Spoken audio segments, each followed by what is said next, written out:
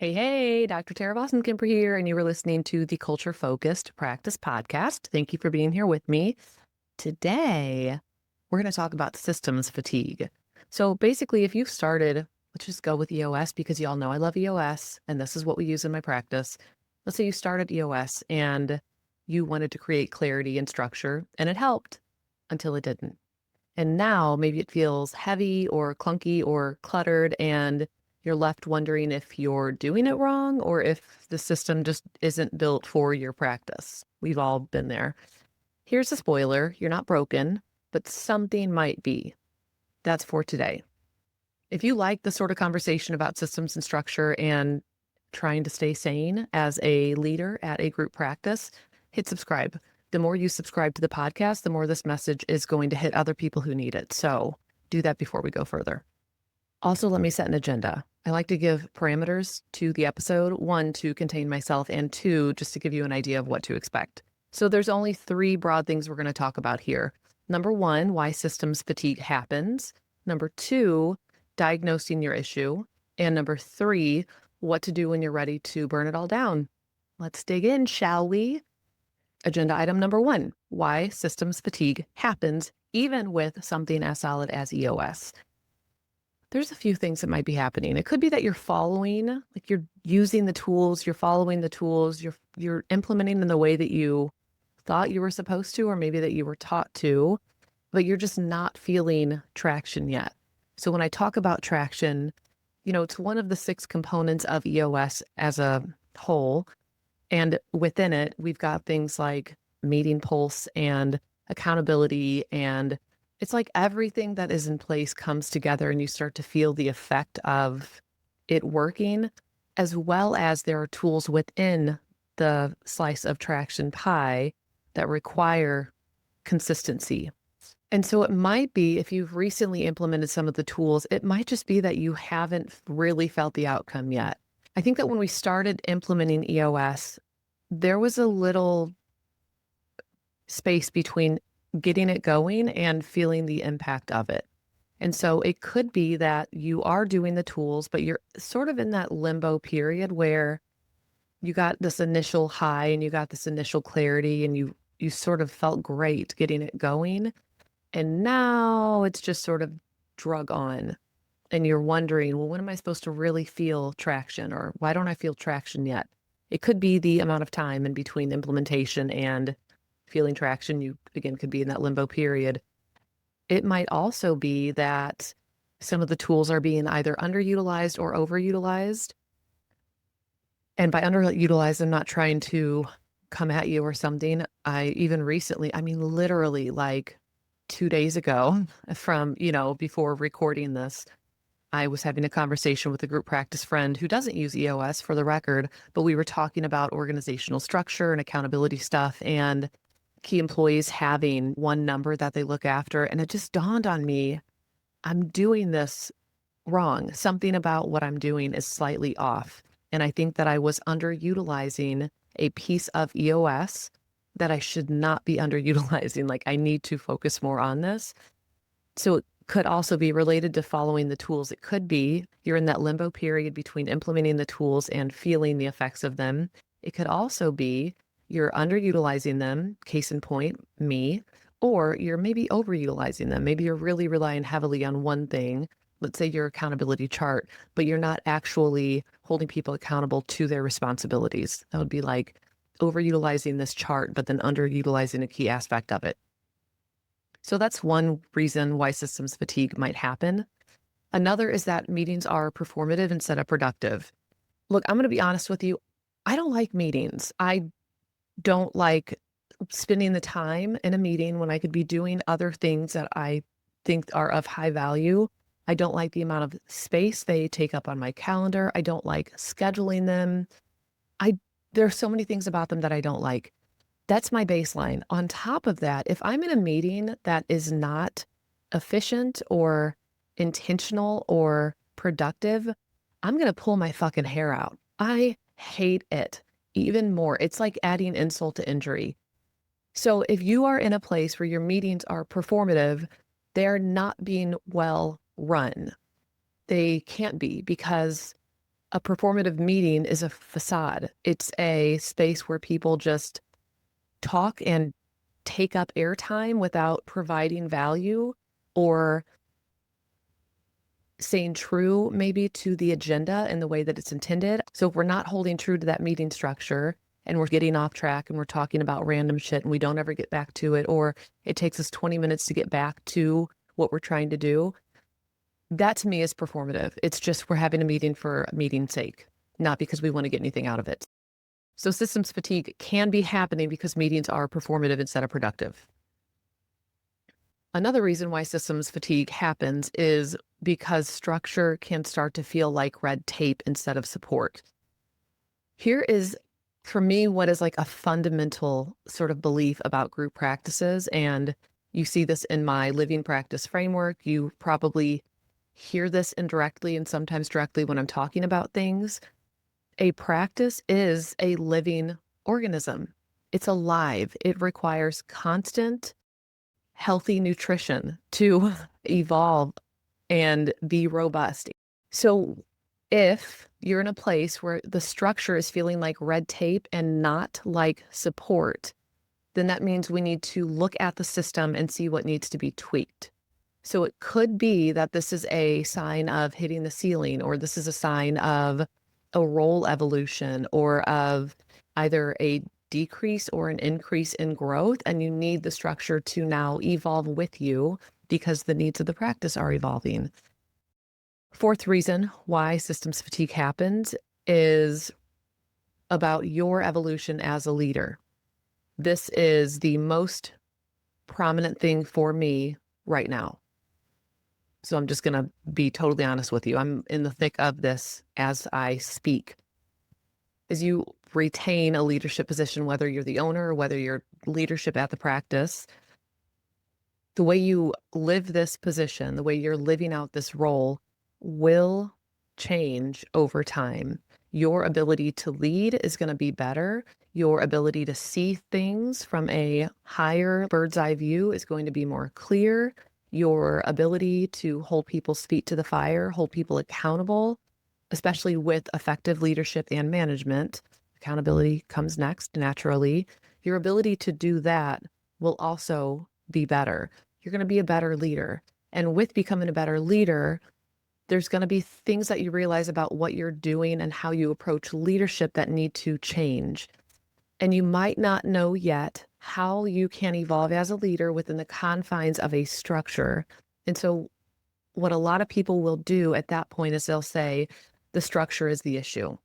This is not working. It's way too rigid. The reality is that EOS structure allows for evolution and flexibility and autonomy and role changes. You feeling like this is too rigid might actually be reflective of your evolution as a leader and not necessarily the structure itself. I'm saying hold that as an option. That might be a possibility. Let me say one more thing, actually, before I get to agenda item number 2. I think the only other piece to all of this is that, from my perspective, systems fatigue is always going to happen. I think of it as part of hitting the ceiling, but I think just broadly speaking, when you're doing something for so long, when you implement something, when you are running meetings, like the things can get stale, they can feel exhausting to do, they can leave you questioning whether or not you're doing them well or effectively, or if it's the structure itself, or if it's the people around you. All of this is a normal part of group practice ownership and leadership. I love it. I guess maybe it's like a love-hate thing, like I love it. I love figuring it out. I love thinking about the problems. I love figuring out like what is actually going on. And of course, the opposite of that is sometimes you have to make really hard changes. What they are just obviously is totally dependent on what the problem is, of course. That's not necessarily fun, especially when it impacts other people in a negative way. And that's the cost of making decisions to keep a whole system healthy rather than, not hurt somebody's feelings or multiple people's feelings. Yeah, so I just wanted to normalize that really quick, that if you're like, well, systems fatigue will never happen if things are great. No, yes, it will. It's always going to happen. It's part of the process. It's just figuring out why it happens and then solving that problem, which is actually a great segue into agenda item number 2, Is it fatigue or failure? How do we diagnose what's really going on? God, I love this. First, you might ask yourself, is this a clarity issue? Are people confused about the why behind the tools? Am I confused about my role in the organization? Am I taking clarity breaks to be able to allow myself space and time to really reflect on what's working and what's not? So let's say you're really, really bogged down. If it's a clarity issue, it's going to be super fucking hard to remove yourself to think about things, but it's going to be a requirement in order to really figure out, is this a clarity issue or something else? So I'm just saying it's hard as hell when I'm in the thick of like, I've got a lot of shit I need to get done. The absolute last thing that I want to do is not work on the things I need to get done and instead take time to think. It feels like a luxury. It feels self-indulgent. And the reality is that that's the only way that I'm actually going to get clarity on what the problem is. So if you do want to diagnose things, you have to figure out, is this a clarity issue? That's one thing. There's three like main questions. One, is it a clarity issue? Two, is it a leadership issue? Are you or is somebody on your leadership team holding the system with authority or avoidance? Basically, are you leading effectively? So with leadership, there's a formulaic approach to leadership. This is in Gino Wickman's book, How to Be a Great Boss. Super easy read. Love this book. Very simple, very cut and dry. The formula is leadership plus management equals accountability. And so the reality is that by me asking, is this a leadership issue? What I'm really asking is, are you leading and managing effectively? And so there are 5 leadership principles. There are 5 management practices. Those things together will get you accountability. The third question, is it a cadence issue? Are you trying to run EOS at a pace that no longer fits with your team size or growth stage? Man, this question resonates right now. Again, I said earlier that the evolution as a leader is really prominent for me in terms of systems fatigue. One of my questions is this thing. What's our cadence? We're a person down on our leadership team, and we're still trying to hit it at the same speed as we have been. I don't know if that's sustainable. I don't actually know if that's realistic. And so for me, like, the evolution as a leader might be accepting that there's a need and a time to slow down. When you're one person down on leadership, might be a good time to slow down. I do not slow down easily or ever, like, naturally. That's not usually something I do well. So maybe that's really my evolution as a leader, the need to do that. So again, the question, is it a cadence issue? I think also just a quick call back to earlier in this episode, I talked about that 6th piece of the pie, the traction piece, where we talk about meeting pulse or accountability. There's a rhythm to EOS. There's a rhythm to implementing and using these tools. There's a rhythm to running your group. A rhythm that you start with doesn't need to be one that you maintain in either direction, like faster or slower. So if you are looking at, what's the problem, trying to diagnose what's actually going on related to systems fatigue, I think the internal question, the feeling is like, is it fatigue or is it failure? Am I failing? Have I failed? Is this wrong? Is this a failure? But ultimately, we're just trying to figure out where the problem is. So asking yourself, is it a clarity issue? Number 1. Is it a leadership issue? Number 2. Is it a cadence issue? Number 3. It can get a little bit tricky in that it might be a flavor of all 3. You might get a little, hodgepodge of 3. Sometimes it's very clear that it's just one or the other. Those are obviously the easiest things to fix. But the more this is implemented and the more consistently you're using EOS, what tends to happen is that it's smaller tweaks in maybe a couple of different places. So initial implementation of something like EOS and like a very clean structure is going to get you not like massive changes, but much more obvious, like much louder, so to speak, issues. Like you can see them really clear and they are this or this. Like it's almost not exactly black and white, but a little more black and white. If you've been using this and you're in the space of systems fatigue, it can be a little bit harder to discern what the actual problem is because it might be just a tiny little bit of multiple things. It can be a little bit of clarity, a little bit of leadership, and a little bit of cadence. Again, not spending any time reflecting on those questions, you're never going to get the clarity to be able to answer. So from my perspective, the answer is going to be, you at least have to start by taking a clarity break. And if you want to know more about clarity breaks, you can, I think, find that in both Traction and How to Be a Great Boss. That's another Gino Wickman concept, in case I haven't been clear about that. Okay, so let's say we have a diagnosis. Then we segue into agenda item number 3. What to do when you're ready to throw EOS out the window. You said, fuck this baby and this dirty ass bathwater. Here's what we do. Number 1, we reground the tools in our vision. EOS is not a checklist. It's a conceptual lens. It's funny because my background is clinical. I'm an LPC in Missouri. I've done therapy for however many years at this point. And my doctoral level training was in counselor education and supervision. And so basically teaching baby counselors in every regard. So I'm saying that to say this notion of a theoretical orientation in therapy is very well known. Like every therapist that I know, with some exceptions, can indicate a theoretical orientation that they are primarily grounded in. What I haven't seen happen, though, is that people transition to leadership or they transition to business ownership and they think about leading or operating a business through a theoretical lens. If we are treating EOS like a series of checklists, check, check, check, check, we're missing the point. The point is that it is, in their words, an operating system, which I think is absolutely true. And so if you're a tech person, maybe that speaks to you. I'm a clinician, and what speaks to me is a theoretical orientation.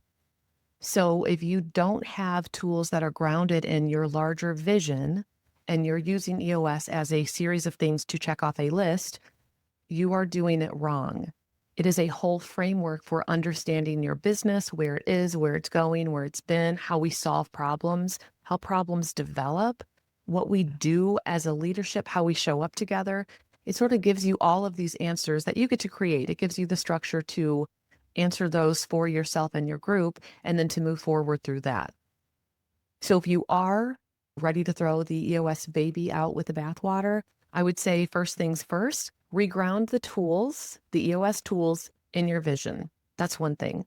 Second thing, simplify where needed. So maybe you are trying to fit every single tool in at every single juncture all the time, 100%.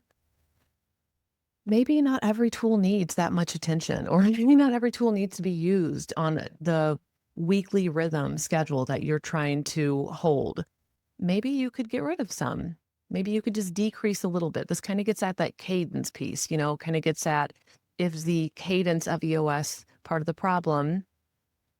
If so, is there a sub-question regarding the frequency that you're using some tools? Not all of them. I do think some need to be used weekly. From my perspective, IDS or the issues list needs to be used weekly. Scorecards need to be used weekly. But maybe there are some things that you don't need to be attending to every single week. So simplify where you can. Third piece in all of this is pause and reset. Look, I am not a person who enjoys slowing down for the sake of slowing down. This is something that gets me in trouble sometimes. There reaches a point where I know something is off. I can't yet identify what it is.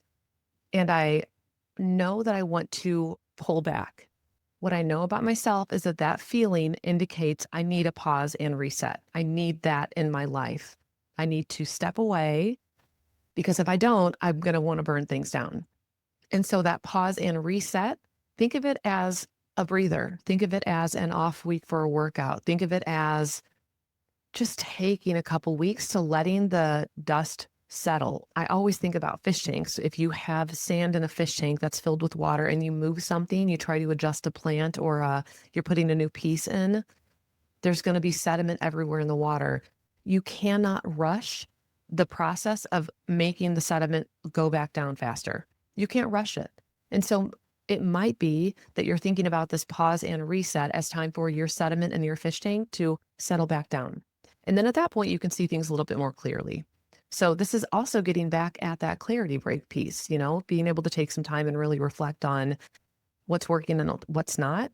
Maybe also in that pause and reset, not doing any work, taking an entire week or two off where you don't tend to the business at all. And then you do a clarity break at the end of that before you step back into the practice. That would be awesome, actually.